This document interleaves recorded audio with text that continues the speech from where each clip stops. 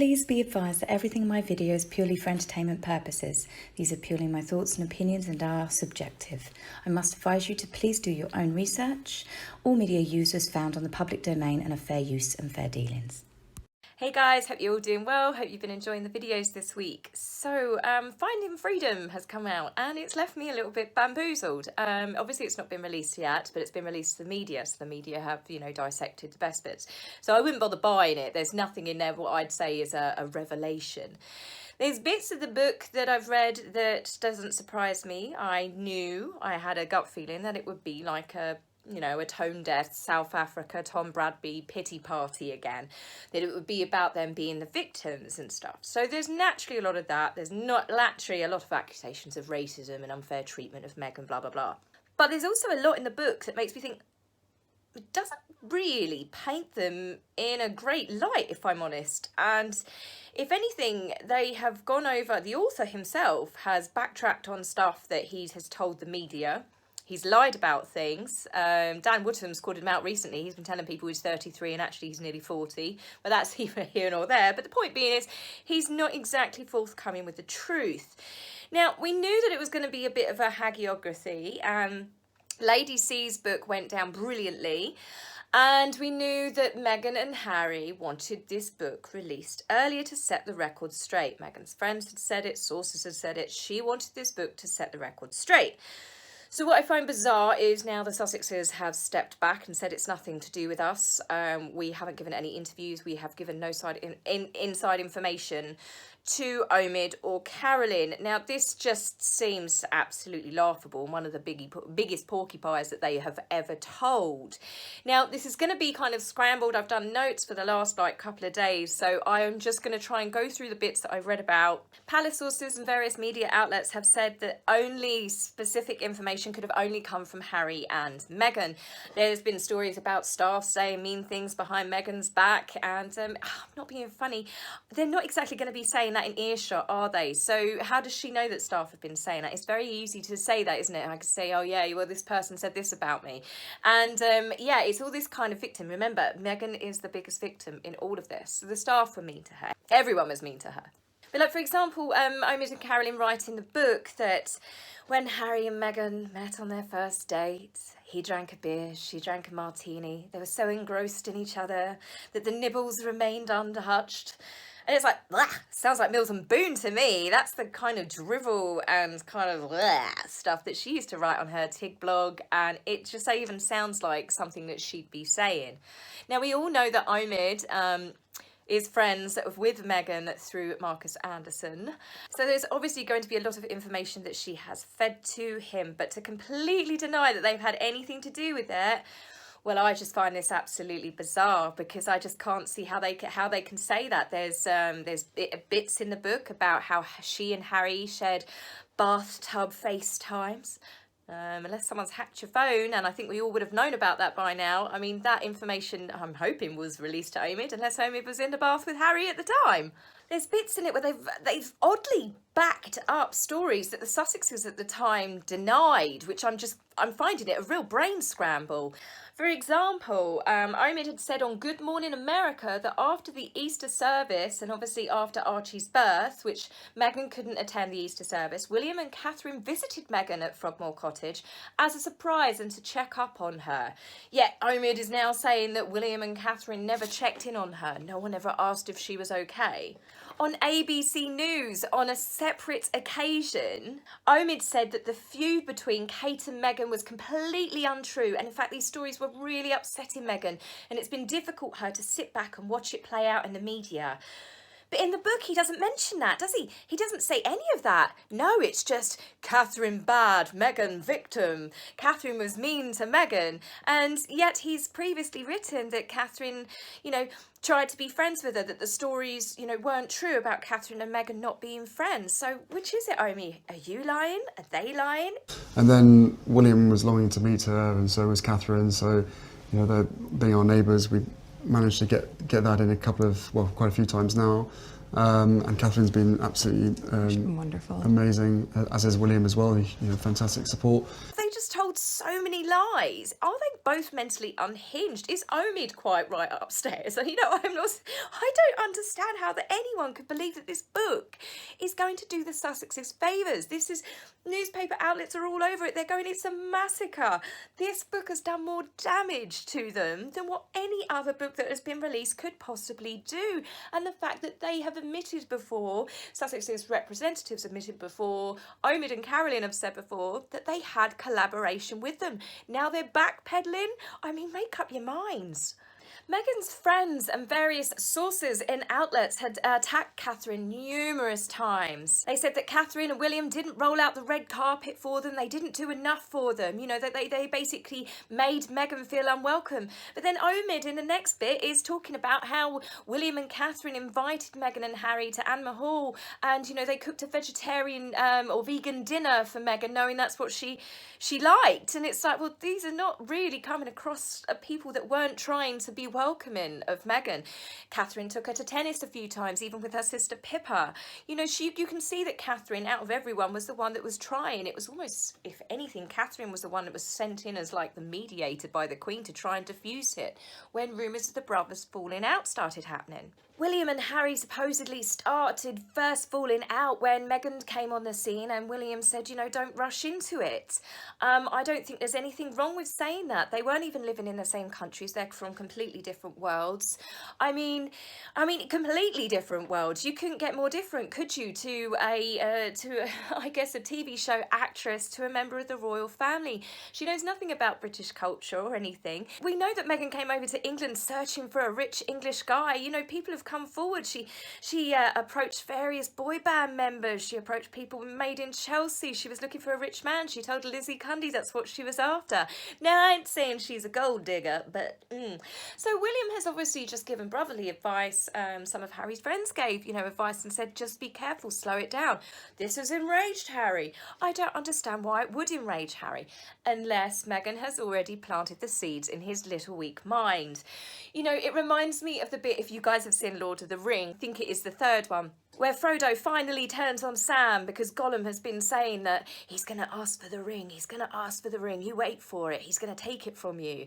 And this is what I think Meghan did. She's told Harry, going, they don't like me, Harry, they don't like me, they're mean to me, they're nasty to me, they're never going to like me, I'm biracial, they hate me. You watch, when you tell them about us getting married, they're going to try and put you off, and it's because they hate me. So of course then that's been fed into Harry's mind, and then as soon as William's gone, well, maybe you should slow down and think about it a little bit, Harry's gone off the handle. He is petulant, he has been reported to being short-tempered for years, but this is all of the stuff that is coming out in the book, and it's like, well, that just surely just makes Harry seem even more petulant, doesn't it? William in the book has been accused of being a snob because he looked down on Meghan, and you think, blimey. I mean, Catherine didn't come from higher society. She came from I suppose it was middle, upper class working family, but still, she didn't come from the same circles that Harry and William grew up in either, and she adjusted perfectly fine. Same as Sophie, same as Autumn Phillips, same as Zara Tyndall's husband, Mike. They didn't come from it, but they've all slotted in. Jack Brooksbank, Eugenie's husband, they've all slotted in perfectly fine. It's Meghan who hasn't. As for being snobbish, it's Meghan is the one that's been reported that she looks down on staff. She talks to people like they're a piece of dirt on their shoes. She did this when she was with Corey. It was part of the reason why their relationship started to deteriorate towards the end. Obviously, her sleeping with Harry's probably not going to probably would have put the cherry on the cake, if you know what I mean. But, she's well reported for being, since she found her fame on Suits, of being a real snob. And you think the way that she grew up her life, she had a very modest upbringing, and so obviously her dad won the lottery, that she would have some sort of gratitude for everything that she's been given, but there is none. It's a blame game continuously. The book goes on to talk about how Catherine did not, support Meghan enough, and they're trying to paint Catherine in a bad light. Now they're saying that Catherine didn't do enough for her. Now, Meghan has always said from day one that she's a feminist, she's a strong, independent woman, but what, she wanted Catherine to hold her hand? Meghan had a team of staff to help her. She had Amy Pickerel, she had Samantha Cohen, these women, she had Duchess training, she had a team of people that were personally responsible. I mean, Samantha Cohen had worked directly with the Queen for a number of years. These are high-ranking palace officials to help Meghan integrate. So why should Catherine, who herself had to integrate, who was at the time pregnant with Louis, we all know that she suffers terribly, I can't remember the name of the condition, but terrible morning sickness. She's hospitalised with every pregnancy. She had Charlotte and George both under 5. Yet it was Catherine's fault that Meghan didn't settle down. Talk about absolutely the blame game on poor Catherine. And I think Catherine has probably put up with so much. They said that Catherine was mean to Meghan at the polo match. I'm sorry, but look at these pictures at the polo match, right? I mean, Meghan apparently had only turned up because she heard that Chelsea Davy was there and she was stomping around the place. You can tell Meghan was not friendly with anyone. The only person she smiled at was actually the photographer at several points. Catherine's quite clearly there, sitting there with children, with them playing around and having a picnic. There's a picture of Prince Louis trying to catch her attention. You know, he wanted to see the baby. Babies love other babies. Meghan does a duster. She completely blanks Catherine. So you cannot convince me that Catherine was the one that was horrible to Meghan. Just look at her face, look at her demeanour, look at the vibe she gives off. And for this to have been brought up in the book that Catherine was mean to Meghan, look, I'm sorry, there was only one person that had a bad attitude that day, and I'm not sorry, and it was Meghan. Some of the other revelations, not revelations, but shocking stories that have come out that they think this is going to put Meghan and Harry in a good light. They wanted to ambush the 94-year-old Queen of Megxit, not give her a chance, literally get off the plane from Canada, go see her, ignore the staff, not make an appointment and go see her and tell her. She's 94 years old. Yes, she is the Queen and she does seem to be in good health. But what, so you're going to do that to your 94-year-old grandma, where her entire world is this family, the royal family, and just basically go, we're leaving, we want out now.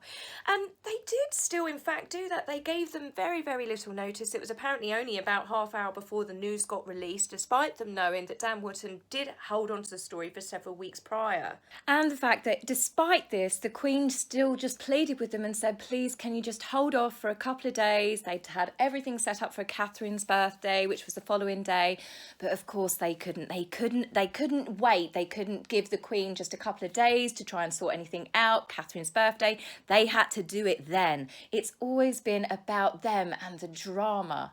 This is how absurd it is. It does not paint them in a good light. This is not showing their side of the story. This is just making them out to be bigger, arrogant, entitled, horrible people, really. To think that Harry could do that to the Queen after everything she's done for him. She loves him. Meghan said that she gave up everything. She gave up her life for this family and the way that they treated her. Giving up your nice, career? Yes, that's nice.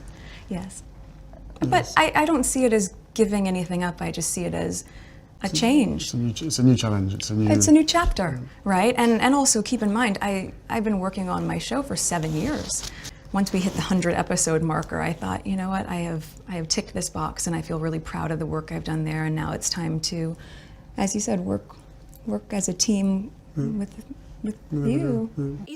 They're pleading that they were treated unfairly from the word go. Meghan was never accepted. Pull the other one. They've kicked up saying about the fact that they were jealous of William and Catherine because William and Catherine and even Charles got the pick of the best jobs to do. I'm like, well, Catherine has been in the royal family for 10 years. She is the wife of the future king. She is the mother of the future king. She is also the future queen. Charles is the next monarch, and William is a future king. So yeah, they are going to, and Harry knows this. It's a hierarchy. Of course it is. Harry knows this. Harry never, ever was bothered before Meghan about being 6th in line to the throne. How many times have we read about Harry? He didn't really want to stay in the royal family and they had to plead with him several times to stay part of the royal family.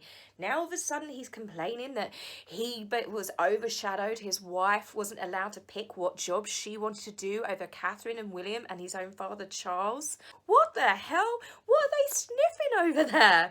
One of my favourite ones that they've come out with in this book, and I can't believe that Omid or Caroline writ it. As I said, this book, remember, was supposed to put them in a favourable light.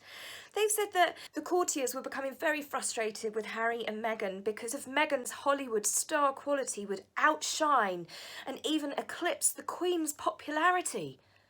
That's laughable. That's deranged. That's delusional. Are you What? That Meghan's Hollywood star persona would overshadow and outshine our queen? Are you nuts? Ever since they've got married, all they have done is try to outshine the other royals. You know, they have deliberately released pictures when other royals were on engagements. The one I remember the most was Camilla had worked very, very closely with this charity to talk about domestic violence. It meant something to the charity. She'd been working on it for months. So what did Meghan do? She deliberately insisted, and this was confirmed by her PR team, that Meghan insisted that the pictures of her visiting the National Theatre were released on the same day. Meghan was behind that. You know, this is not a woman that is a victim. She has deliberately antagonised the royal family the entire time, and I still feel like that's what Harry and Meghan are doing. It's if she was so in love with her life back in Canada, why did she not convince Harry to leave the royal family then? Why did, you know, if it was such a horrible thing and Harry wanted out, why did they not just get married quietly and go live in Canada? Why did they not stay in Canada? Meghan didn't even have her clothes shipped over to the UK. They never wanted to stay. They just wanted the titles and the privileges and thought that they could pack it up and have their own royal court where Meghan could be Queen of America. That is how delusional this couple are. This book should be the finalisation for the Queen to cut them off. This is beyond a joke. And I just still can't believe so many of the stories. They've said that they wanted the book released early to paint them as victims in all of this. They've even put in there that Catherine tried to make peace with Meghan and sent her a bunch of flowers. And Meghan actually said that it wasn't good enough. That was it. You know, she wasn't accepting an apology. That just makes Meghan out to be really nasty. You do that for families. You do that for the person that you love. She knows that William and Catherine were close with Harry before, but Meghan doesn't. It's all about Meghan. She has absolutely torn that family apart, and to read all of this stuff, as I said, it's insanity that they think that this book is going to paint them in a positive light. It's horrific. She is a one-woman wrecking ball. The only thing that this book genuinely has done is it has actually set the record straight for us, hasn't it? It's shown us that Harry and Meghan are the most selfish, shallow, conceited, entitled couple that have ever existed in modern times. Far from showing the world that they are in fact the victims in all this, it's actually painted them in a more negative light than any other critic could ever possibly do. Before Meghan came on the scene, Harry had said that he wanted to live a normal life. He wanted to live out in Africa. He wanted to have a semi-normal life. What's with the turnaround with Harry? 1 minute he wanted a normal life and the Queen had begged him several times to stay part of the royal family. Next minute he's complaining that he and his wife were not given enough by the royal family. They weren't given enough plum rolls. They weren't given enough, privileges. They weren't given enough. Next minute they hated the royal family. They hated being part of it. It was too stressful. They wanted Megxit. So then they left. Then all they've done is moan about it since they've left. They didn't get this. They didn't get that. I mean, you left. You wanted to be part of it. You didn't want to be part of it. Has anyone else got whiplash from this couple? So in short, my summary of Finding Freedom is another long-winded tale of how Meghan was attacked, vilified, harassed, stalked, despised and treated really unfairly by the UK public, by the UK media, by her family, by her friends, by her staff, by Harry's grandparents, brother, cousins, aunts and uncles, by palace courtiers, security guards, nannies, all of Harry's friends and everyone else in the entire world. The end. So there you go, guys. I've saved you some money now, haven't I? So I'm sure more stories will be coming out in the next couple of days, weeks, months. It's an endless spill of beans, isn't it? So I'll be back with you very soon. Take care. If you like my video, please remember to like and subscribe. Please, angry typists, you will be blocked, so save your fingers the time. If you would like to buy me a coffee, please go to my About page and click the link. Love, Taz.